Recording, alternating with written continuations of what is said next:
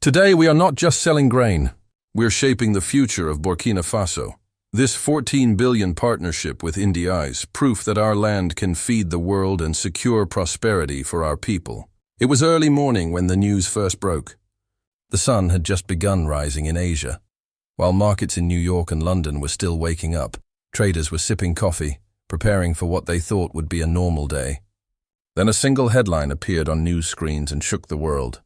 Burkina Faso, a small landlocked nation in West Africa, had signed a 14 billion agreement with India to export maize and sorghum for the next 10 years.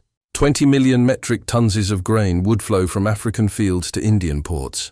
For many, this was completely unexpected. Burkina Faso had never before been seen as a major global grain exporter. India, on the other hand, already produced massive amounts of food. Why then would such a deal happen, and why now? The questions filled newspapers, television studios, and trading floors worldwide. The response from the financial world was instant. Within minutes, grain prices rose sharply. Commodity markets in Mumbai, Chicago, and London were buzzing with nervous energy. Futures contracts for maize and sorghum jumped higher. Astroders scrambled to understand the impact. Agricultural analysts were rushed onto live TV. Some called it a historic shift. Others labeled it a game changer in global food security. Rival exporters in South America and Eastern Europe were especially alarmed. For years, they had dominated large grain exports to Asia. Now, out of nowhere, Burkina Faso had stepped into the spotlight and claimed a piece of their market. Yet the official announcement was surprisingly short. Just 3 paragraphs. No colorful slogans, no political speeches. Only clear numbers: 20 million tons of grain, 14 billion in value, 10 years of supply. Sometimes the simplest words create the loudest noise. At first glance, this was just business. Burkina Faso selling grain, India buying it. But in reality, the deal was much more than a simple trade. It represented a new strategy in how nations protect themselves from future risks. For India, the agreement was about security and stability. Its food system depends heavily on monsoon. Good rains bring bumper harvests. Weak rains create shortages and push prices up. By importing from Burkina Faso, India was creating a safety net against unpredictable weather. For Burkina Faso, the deal was about opportunity and recognition. Until now, the country was mostly known for gold mines, cotton fields, and political struggles. But with this agreement, it showed the world another face, that OFAN emerging agricultural power. For the world, it was a reminder that in today's interconnected markets, even a landlocked African country could suddenly play a critical role in feeding billions of people. Such a giant agreement did not happen overnight. In fact, the seeds of this partnership were planted several years earlier, quietly and without fanfare. About 3 years ago, Burkina Faso's leaders began attending international trade and food security forums. They did not arrive with flashy promises or big advertising campaigns. Instead, they spoke carefully, explaining their country's untapped agricultural potential. Indian officials listened. They already knew that their country needed to diversify food imports. Depending on just 1 or 2 regions of the world for grain carried risks, especially when climate change was making weather more unpredictable. So when Burkina Faso offered to be a steady and long-term partner, India saw a chance worth exploring. The first talks were not about money. They were about trust. Indian trade envoys visited Burkina Faso's central plains, examined silos, and met with farmers. They asked tough questions. Could the harvest be large enough? Was quality consistent? Could supply be guaranteed for 10 years? Step by step, confidence grew. Burkina Faso faced one enormous obstacle. It has no access to the sea. For any major exporter, this is a nightmare. To deliver millions of tons of grain to India, the crops would have to cross borders into neighboring countries, travel to ports, and only then be shipped across oceans. At first, many doubted whether this was even possible. Moving such huge volumes of grain through complex routes would require money, planning, and infrastructure that did not yet exist. But this problem turned into an opportunity. Both India and Burkina Faso agreed to co-invest in infrastructure. Railways were upgraded. New road networks were planned, and port storage facilities in nearby coastal nations were expanded. What once looked like an impossible barrier became a symbol of creative cooperation by solving the logistics issue together. Both nations showed that this was not just a deal on paper. It was a partnership built for the future. India is often called a grain giant. Every year, it produces hundreds of millions, Oftens of rice, wheat, maize, and sorghum. On paper, it looks self-sufficient, but the reality is more complicated. Some years, India has bumper harvests and warehouses overflow with grain. Yet storage problems cause large amounts to rot before they ever reach people's plates. In other years, poor rainfall and weak harvests create shortages, forcing the government to import food at high prices. This boom and bust cycle makes food security in India fragile. By importing from Burkina Faso, India gains a climate advantage. Burkina Faso's rainfall patterns are different from India's. A bad monsoon in India does not necessarily mean a bad season in West Africa. This makes Burkina Faso a natural insurance policy against India's unpredictable weather. Many experts asked why choose Burkina Faso when larger, more established exporters exist in South America or Europe. The answer lies in politics, economics, and trust. Firstly, India offered more than money. In addition to buying grain, it promised to invest in Burkina Faso's agriculture building silos, funding irrigation projects and training farmers with modern technology. This meant that even as grain left the country, its own farming system grew stronger. Secondly, India came without heavy political conditions. Other big powers often tie trade to military or political influence. Burkina Faso wanted a partner, not a master. India's approach, framing the deal as a partnership between equals, was far more attractive. Finally, there was history. Over the past decade, smaller trade links in textiles, pharmaceuticals, and machinery had already built trust between the two nations. The $14 billion deal was not the beginning of the relationship. It was the result of years of quiet cooperation. The $14 billion deal was not just about food. It was also about politics. In today's world, trade and politics are deeply connected. Nations don't only buy and sell goods. They also build alliances, strengthen friendships, and create long-term influence. For India, the agreement was a way to show leadership in Africa. While China and Middle Eastern countries had already been signing agricultural contracts across the continent, India had been slower.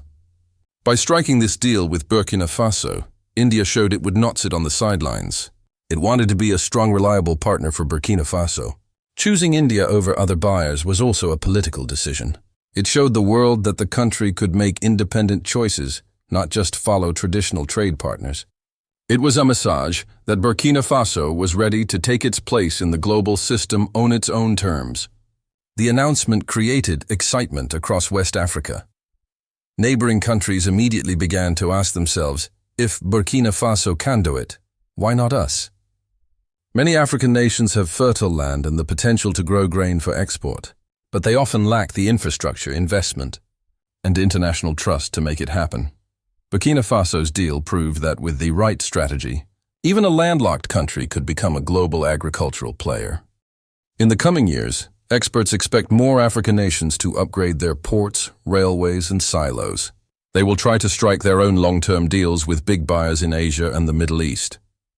Burkina Faso may have opened the door, but others are eager to follow. Not everyone welcomed the deal.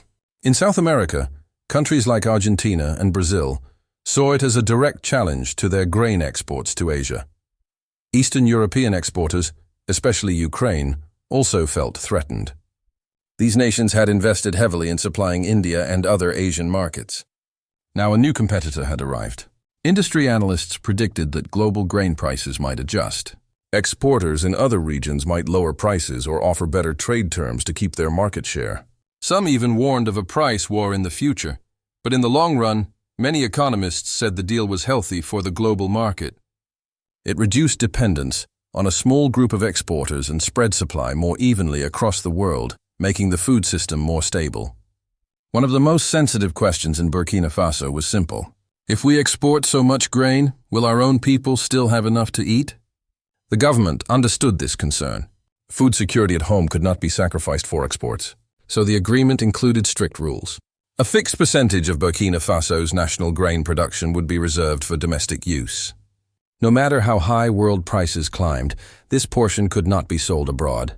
Additionally, part of the revenue from the deal would be used to subsidize local food prices and fund new irrigation projects.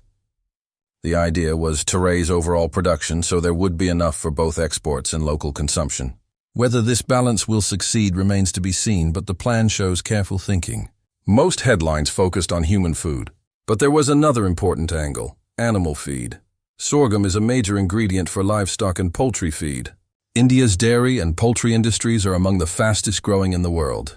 They need a reliable, low-cost supply of feed to keep expanding. By securing long-term access to Burkina Faso's grain, India also secured the future of its milk, chicken, and egg industries. This was a smart move because shortages in animal feed can quickly raise prices of everyday foods like milk and meat, creating political problems. In this way, the deal was not only about food security for people, it was also about economic stability for industries that employ millions and provide affordable protein for India's growing population. Another strength of the deal was climate diversity. India's grain production depends heavily on the monsoon. Some years too much rain floods fields, other years too little rain leaves crops dry. Climate change is making this even less predictable. Burkina Faso's climate is very different. Its grain belt is based on another rainfall pattern. That means when India faces a bad year, Burkina Faso might still have a good harvest. By linking the two nations, the deal works as a climate insurance policy. This strategy reduces the risk of both countries facing shortages at the same time. It's a simple but powerful way to protect against the growing threat of climate change. The deal was not only about exporting grain, it was also about building capacity. India agreed to share advanced farming technology with Burkina Faso. This included modern irrigation systems, better storage solutions, and farmer training programs. For Burkina Faso's farmers, this meant more than just selling grain.